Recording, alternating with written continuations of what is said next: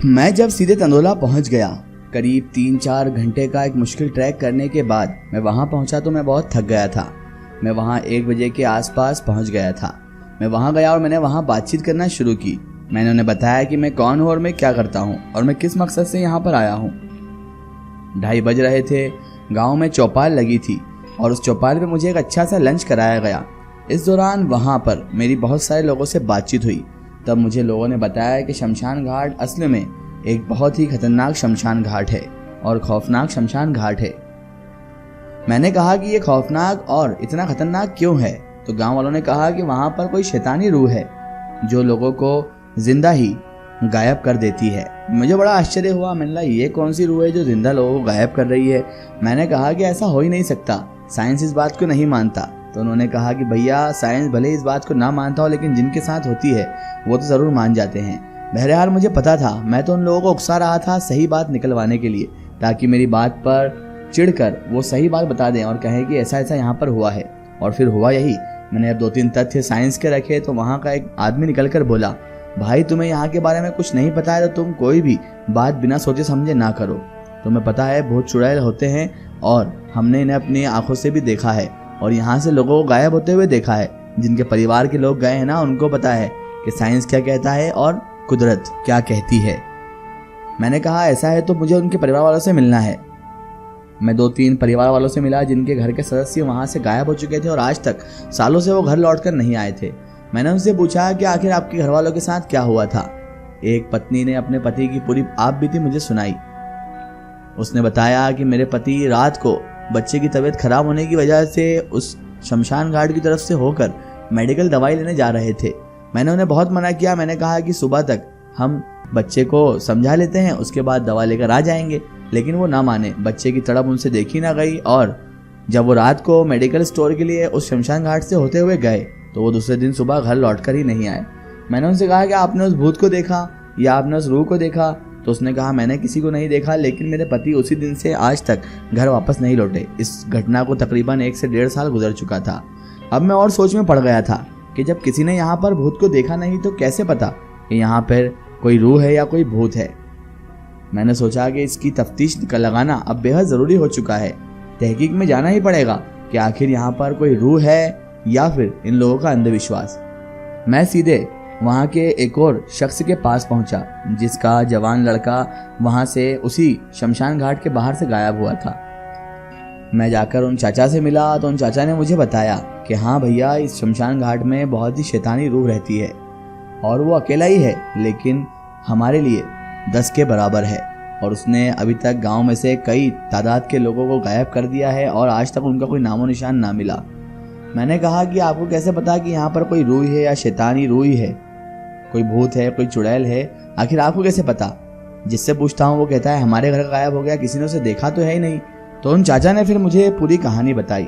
बोले बेटा, मैंने उस शैतानी रूह को देखा है और हकीकत में ये कोई कहानी नहीं है, बल्कि हकीकत में वहाँ पर एक शैतानी रूह, एक भूत मौजूद है जो लोगों को गायब कर देता है और मेरे बेटे को भी उसने ही गायब किया था। मैंने कहा आप मुझे शुरू से तफसीर से बताएं कि आखिर आपके साथ कैसे घटना घटी और आप कैसे अपने बेटे को खो दिए। फिर उन्होंने मुझे अपनी पूरी आप बीती पूरी कहानी सुनाना शुरू की।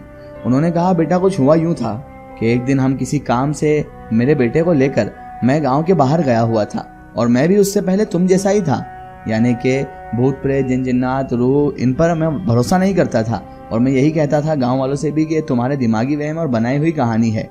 लेकिन गांव वाले कहते थे कि जिस दिन तुम्हारे साथ कुछ होगा तुम्हें मालूम पड़ जाएगा। मैंने कहा कि ऐसा होगा तो भूत मुझसे डर के भाग जाएगा और मैं मजाक बनाया करता था और हंसी उड़ाया करता था। अब हुआ यूं कि एक दिन मैं मेरे बेटे को लेकर शहर गया हुआ था और आते आते मुझे शाम हो चुकी थी। शाम को हम गांव के बाहर पहुंचने ही वाले थे कि अचानक जिस बस से हम जा रहे थे उसका टायर पंचर हो गया और हमें वहां से पैदल ही आना पड़ा।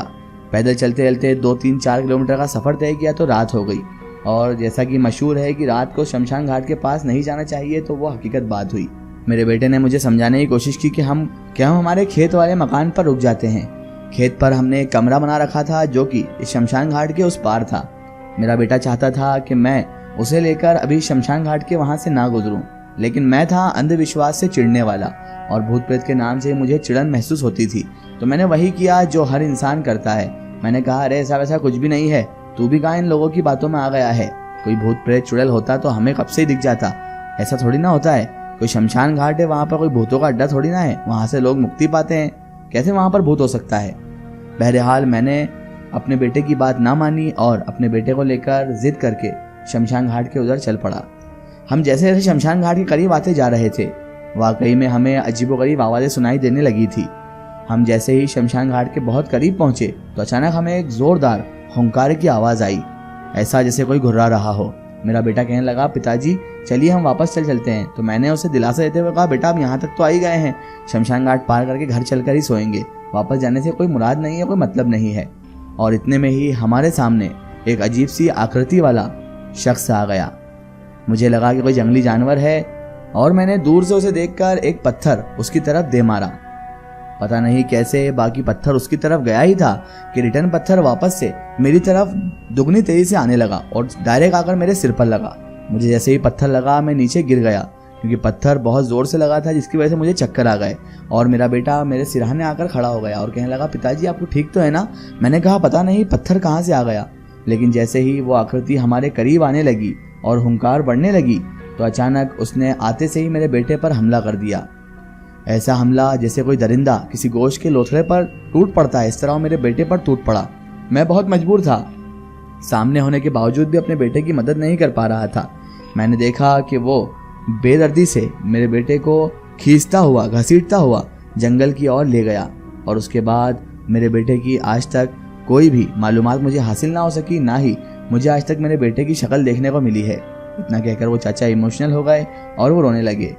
अब मुझे एक और नई कहानी मिल गई थी और इस गुत्थी को सुलझाना मेरे लिए बेहद ज़रूरी हो चुका था कि आखिर ये शमशान की शैतानी रूह का राज क्या है। मैंने सोचा कि क्यों ना मैं भी जाकर देखूं, लेकिन खौफ तो अब मेरे अंदर भी पैदा हो चुका था इन चाचा से मिलने के बाद। मुझे भी लगने लगा था कि शायद हो सकता है कि यहाँ पर कोई रूह हो, कोई शैतानी रूह जो लोगों को नुकसान पहुँचा रही हो। लेकिन कहते हैं ना कि जिस इंसान को किसी चीज़ में इंटरेस्ट आ जाए तो फिर उसे कोई भी डर, कोई भी भय उसमें जाने से नहीं रोक सकता। और मुझे भी ले देकर यही बात सताई जा रही थी कि मैं शमशान घाट चला तो जाऊंगा, लेकिन मैं किसी को साथ में लेकर जाऊं तो बेहतर होगा, ताकि अगर मुझे कुछ हो जाए तो वो आकर गांव वालों को ये तस्दीक कर सके कि हाँ वाकई में कोई भूत है और इस बात का वो गवाह बन जाए।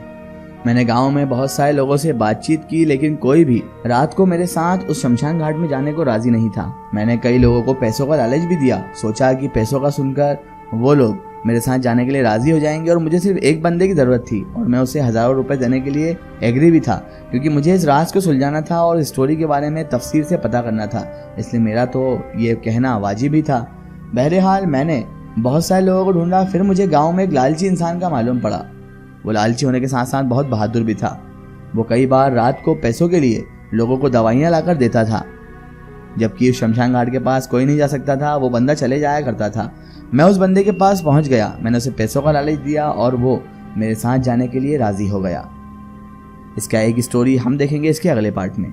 दोस्तों, अगर आप भी अपनी जिंदगी की कोई सच्ची कहानी या सच्ची घटना हमारे चैनल से शेयर करवाना चाहते हैं और आप चाहते हैं कि आपकी स्टोरी भी माय स्टोरी बुक चैनल से शेयर हो, तो आप हमें हमारे फेसबुक पेज पर कांटेक्ट कर सकते हैं और अपनी स्टोरी वहां पर हमें बता सकते हैं।